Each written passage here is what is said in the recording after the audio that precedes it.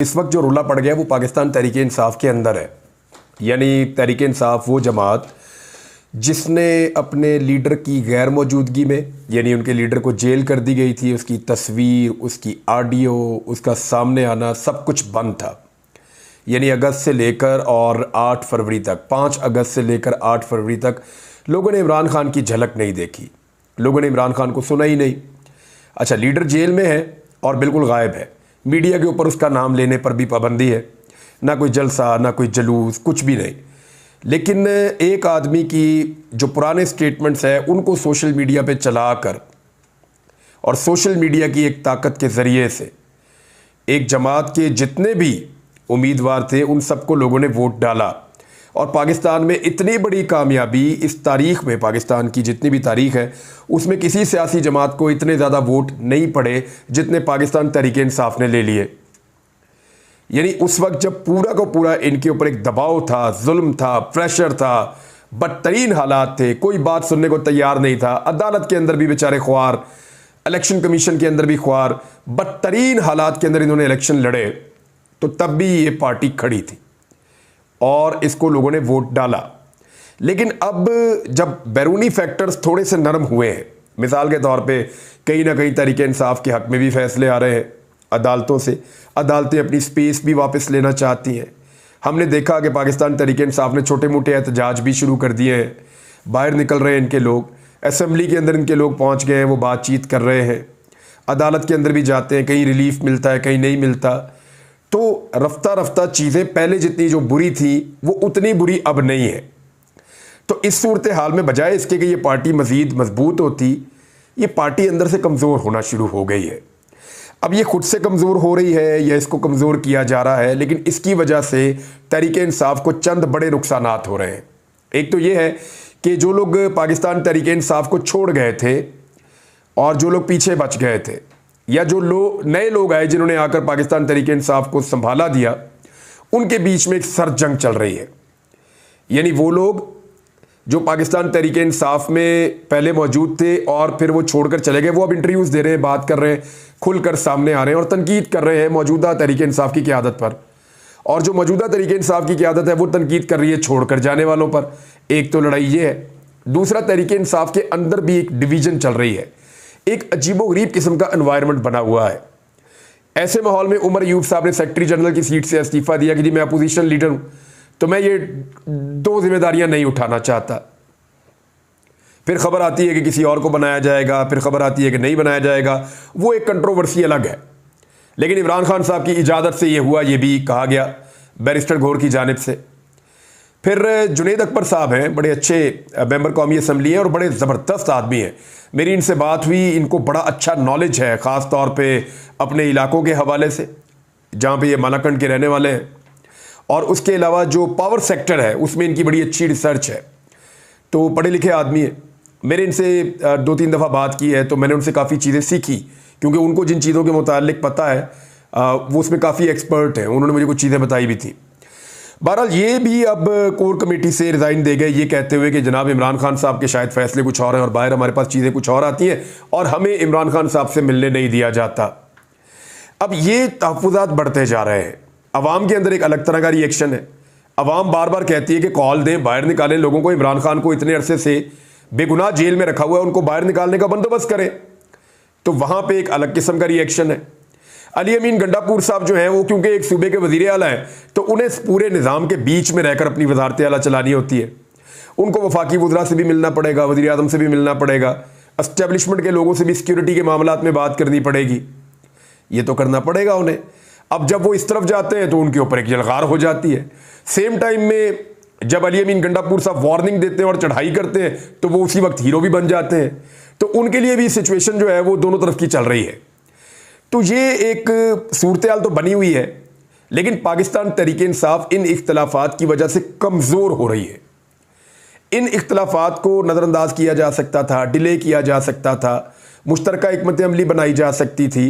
इमरान खान साहब अंदर से अनाउंस कर सकते हैं कि मैं 15 या 20 लोगों की एक कमेटी बना रहा हूँ या 10 लोगों की एक कमेटी बना रहा हूँ जो मिलकर अहम तरीन और बड़े फैसले करेगी। या इमरान खान साहब अपनी बहनों के ज़रिए से, उनके ऊपर तो लोगों को ट्रस्ट है कि चले इमरान खान की बहनें हैं, वो पॉलिटिक्स में नहीं है, तो कम से कम वो ये तो बताएंगी बाहर आकर के इमरान खान साहब क्या कह रहे हैं, चाहे किसी को पसंद आए या किसी को ना आए। इमरान खान साहब के अपने वकला हैं, वो बाहर आकर स्टेटमेंट्स दे सकते हैं, चीज़ें बता सकते हैं, उनके ज़रिए से इमरान खान साहब पैगाम रसानी कर सकते हैं अगर पार्टी की लीडरशिप के ऊपर कहीं पे किसी को एतराज़ है तो। भारत इतना आसान नहीं है कि जेल में एक बैठा हुआ आदमी, क्योंकि इमरान खान साहब की मुलाकात जो है वो सहाफ़ियों से भी ऑफ एंड ऑन होती रहती है। सहाफ़ी भी ये मामला सामने रख सकते हैं और इमरान खान साहब उनके ऊपर जवाब भी दे सकते हैं। तो अब मामला ये है कि पार्टी हो रही है कमज़ोर। अब ये लड़ाई ऑर्गेनिक है, खुद से हो रही है, या इस लड़ाई को बाहर से स्पॉन्सर किया जा रहा है। पाकिस्तान तहरीक इंसाफ के कारकुन कहते हैं कि इस पार्टी को तोड़ने के तमाम हरबे नाकाम हो गए, अब इस पार्टी के अंदर लड़ाई करवाने की कोशिश की जा रही है। एक डेस्परेशन है जो आपको सोशल मीडिया पे भी नजर आती है।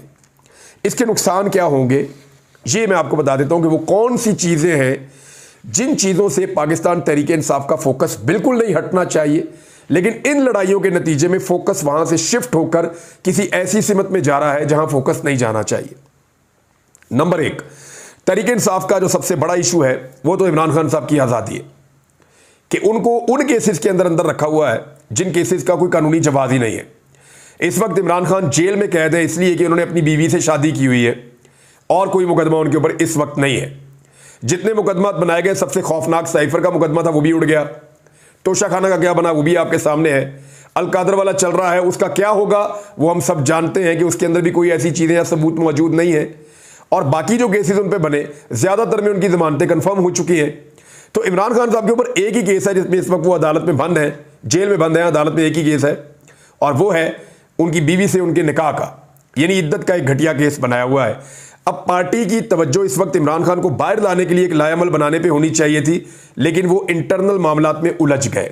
दूसरा अहम मामला 8 फरवरी की धांधली है। ये वो जमात है जिसने तारीख का सबसे बड़ा मैंडेट हासिल किया था 8 फरवरी 2024 को, लेकिन रात गए वो मैंडेट उनसे छीन लिया गया।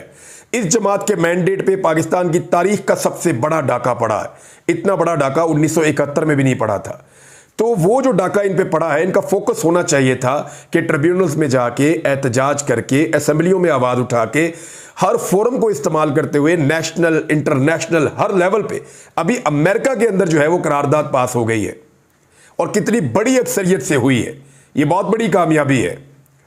तो उस वक्त इनका पूरा फोकस होना चाहिए था अपनी छीनी हुई नशिस्तें वापस लेने पर, लेकिन फोकस शिफ्ट हो जाता है जब आपस में खिचड़ी पकती है। तो तीसरा एक अहम मामला जो इस वक्त हुकूमती कारकर्दगी है उसके ऊपर नुक्ताचीनी करने का वक्त है। यह बताने का वक्त है कि इन्होंने किया क्या। वो बिला वजह रोला डाला हुआ 100 दिन में ये कर दिया, वो कर दिया, ऐसे कर दिया।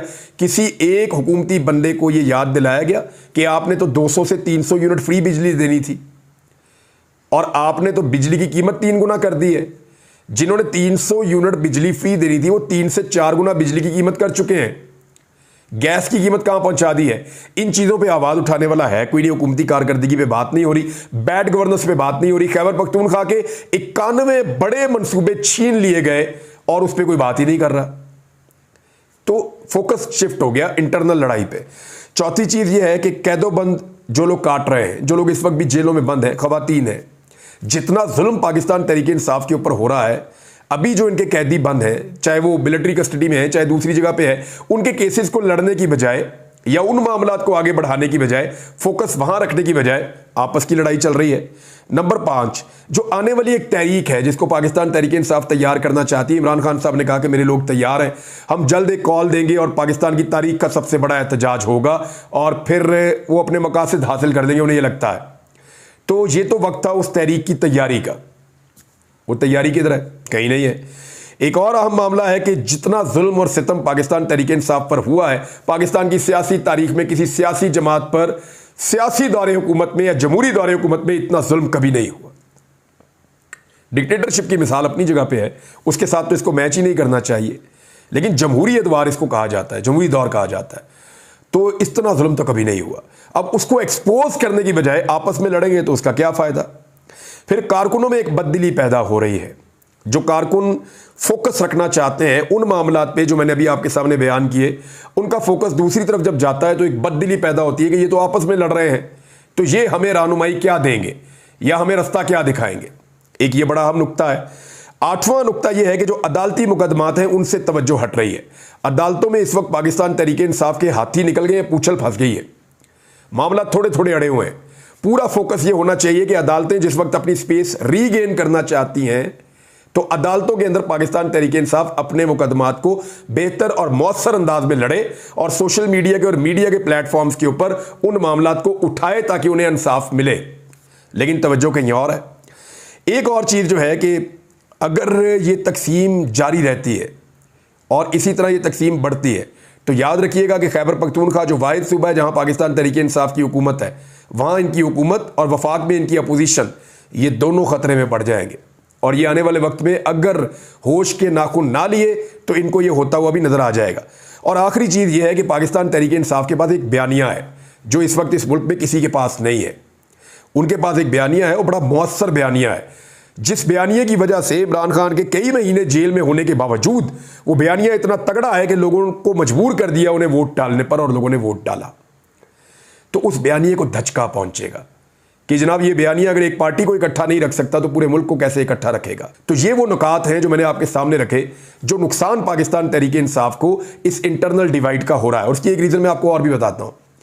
जैसे जैसे पाकिस्तान तहरीक इंसाफ के लोगों को ये पता चल रहा है ना कि मखसूस नशिस्तें हमें मिल सकती हैं और ये फैसला हमारे हक में आ सकता है, तो सारे लोग जो है वो अपनी अपनी खवातीन की लिस्टें बनाकर बैठे हुए हैं और सब चाहते हैं कि उनकी मंजूर नज़र खवातीन जो है वो MPA और MNA बन जाए मखसूस नशिस्तों पर, क्योंकि अभी तक कोई लिस्ट मंजर आम पर आई ही नहीं।